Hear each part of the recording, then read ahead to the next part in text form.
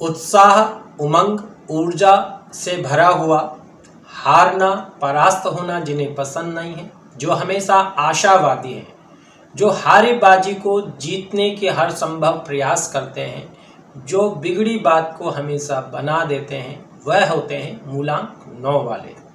नमस्कार मित्रों, भाग्य जाने में आपका स्वागत है। मैं आचार्य शिव विकास कृति इन दिनों आपके सामने चर्चा कर रहा हूं अंक ज्योतिष के विषय में। अंक ज्योतिष में अभी तक हमने जाना मूलांक 1 से 8 तक के बारे में। आज हम जानेंगे मूलांक 9 वालों के बारे में। मूलांक 9 यानी जिनका जन्म किसी भी महीने की 9 तारीख को, 18 तारीख को और 27 तारीख को होता है, उनका मूलांक 9 बनता है। मूलांक 9 का जो प्रतिनिधि ग्रह माना गया है वह मंगल को माना गया है, जो धैर्य का कारक माना गया है, जो वीर और साहस का कारक माना गया है, जो उमंग और ऊर्जा का कारक माना गया है, जिसको भ्रातृ कारक, छोटे भाई का कारक भी माना जाता है। ऐसे जातक अपनी मेहनत और हिम्मत से जीवन में मान, सम्मान, पद प्रतिष्ठा को प्राप्त करते हैं, उच्च पद को प्राप्त करते हैं। ऐसे व्यक्ति कभी भी हारता नहीं है, हर संभव वह जीना चाहता है। उसकी डिक्शनरी में हारना, परास्त होना जैसे वर्ड बिल्कुल नहीं होते हैं। वह हमेशा आशावान रहता है, निराशावादी वो कभी नहीं होता है। वह हमेशा मान सम्मान को चाहते हैं। यदि इनके मान सम्मान को कभी कोई ठेस पहुंचती है तो उसकी प्राप्ति के लिए हर संभव प्रयास करते हैं और बिगड़ी बाजी को ये हमेशा बनाना अच्छी तरह जानते हैं। ये अनुशासन प्रिय होते हैं, कोमल हृदय होते हैं, यद्यपि कुछ क्रोधी स्वभाव के भी होते हैं। विस्फोटक जन स्थिति इनके स्वभाव की कई बार हो जाती है, पर वह भी जब इनके कार्यों में कोई व्यक्ति रुकावट पैदा करता है, जिस कार्य के इन्होंने कभी कोई संभावना व्यक्त नहीं करी होगी कि ये कार्य मैंने अपनी तरफ से गलत किया, क्योंकि ये हर कार्य को बड़े समुचित तरीके से करते हैं और उसे सही करते हैं। ये किसी को अपने जीवन में कभी भी धोखा नहीं देते।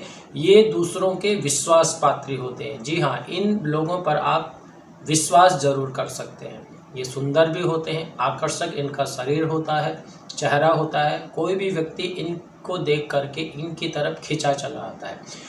ये हर व्यक्ति के साथ में बहुत अच्छे तरीके से बात करते हैं, बस इनके मूड की पता नहीं होती है कि इनका मूड कब बिगड़ जाए, क्योंकि ये मित्रों के लिए परम मित्र होते हैं और शत्रुओं के लिए परम शत्रु होते हैं।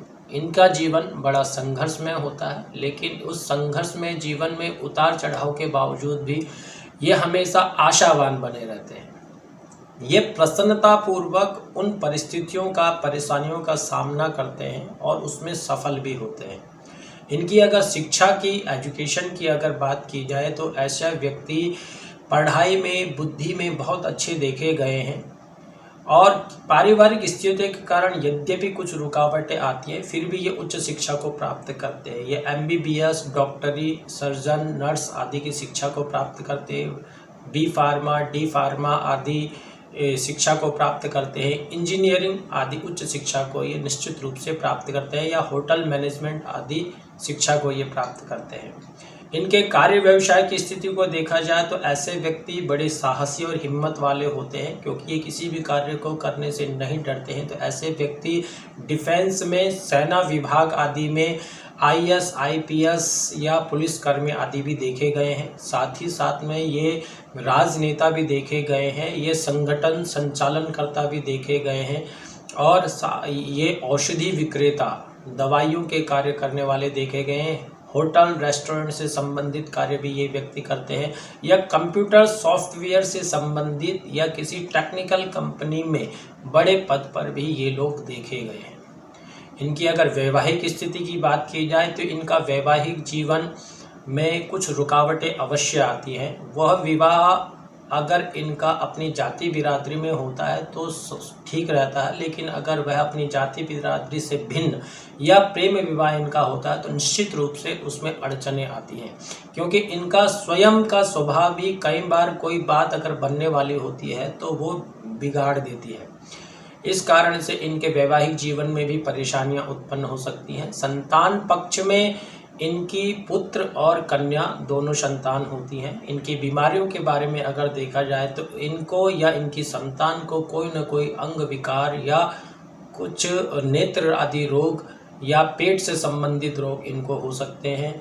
इनको ब्लड प्रेशर से संबंधित रोग, चर्म रोग इनको हो सकता है। साथ ही साथ में इनको अस्थमा, दमा और सांस की प्रॉब्लम्स भी इनको हो सकती है, या इनको बवासीर, पथरी आदि की शिकायत रह सकती है। और साथ ही इनको कोई न कोई चोट मोच का भी हमेशा यदाकदा खतरा बना रहता है। इसके लिए इनको हनुमान जी की उपासना करनी चाहिए, सुंदरकांड का पाठ करना चाहिए। कम से कम इनको 40 दिन तक सुंदरकांड या हनुमान चालीसा का नित्य प्रति पाठ करना चाहिए। हनुमान जी को चोला चढ़ाना चाहिए और ब्रह्मचारी ब्राह्मण को लाल रंग का कोई ना कोई वस्त्र इनको लाल दक्षिणा सहित दान करनी चाहिए, जिससे इनके स्वास्थ्य में लाभ होगा, व्यापार व्यवसाय में उन्नति होगी।